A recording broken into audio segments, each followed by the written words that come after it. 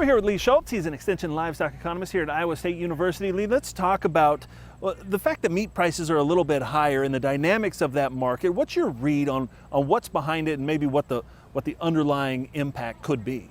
Well, I think you look at it from two ways. Both give us higher prices. One, you have this cost push inflation where you have tighter supplies and it costs more to do business today than it has in the recent past. Why we have higher prices.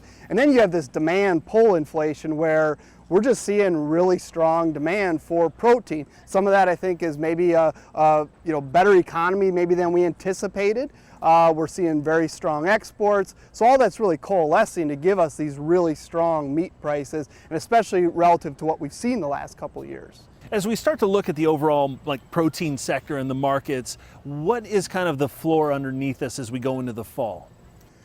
Well, I think when you look at where we're entering the fall, it is tighter supplies really across the board. But I think it's really some issues that we've seen in the recent past. Do we see them kind of come to light again? And capacity, packer capacity, has been that factor. We know we've seen it during COVID, and does that constrain those supplies even more? Really, you have to point to operational capacity and the labor situation.